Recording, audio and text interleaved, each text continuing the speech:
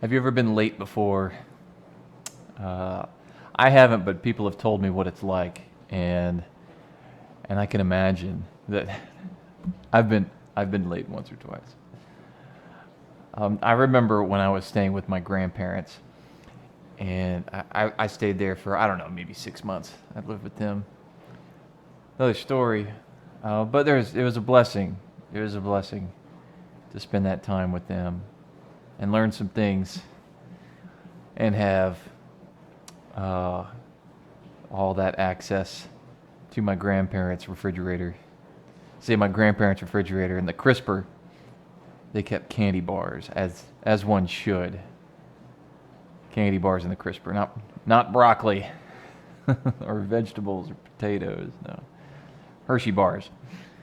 Um, I stayed out one night later than what I should. They told me my grandmother. I remember telling me, Mark, you better be home by midnight. That's your curfew. So I'll lock the door.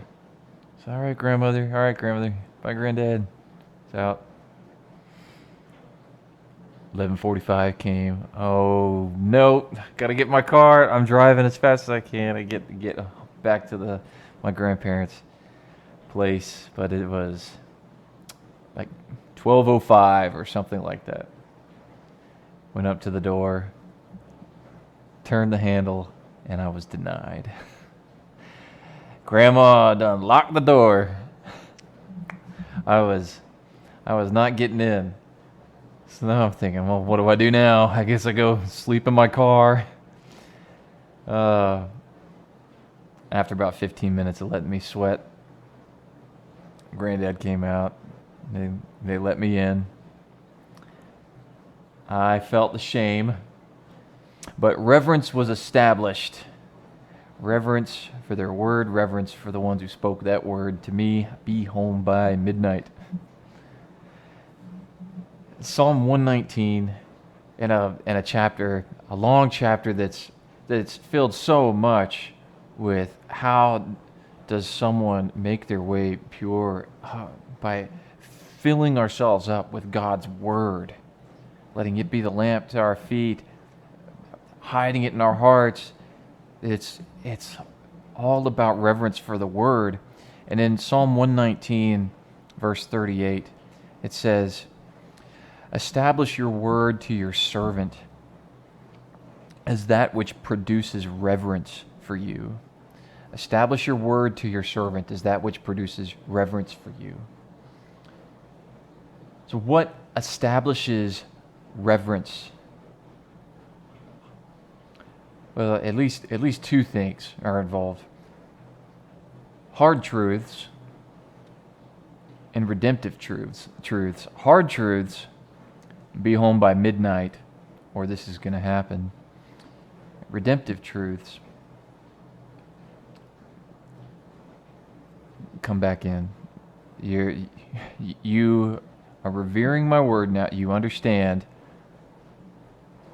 I have the authority to set the rules, but I have also the authority to bring you back inside, to reestablish communion.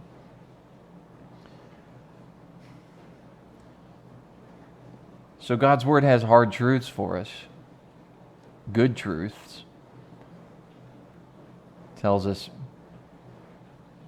who and what we are, our actual state, and it establishes what is expected of us. But it also goes beyond the law. It goes to redemption. You know, my grandparents had expectations, and you know, it hurt me to let them down. Because the whole of who they are, of their person, all of their words led me to revere them, to love them, to revere them. Both the hard truths and the redemptive truths. How could you not love that? God has hard truths and redemptive truths for us. God, establish your word in our hearts as that which produces reverence for you. Revere the one that breathed such words. I pray that you may be active in sharing your faith, and I will see you all on the next video.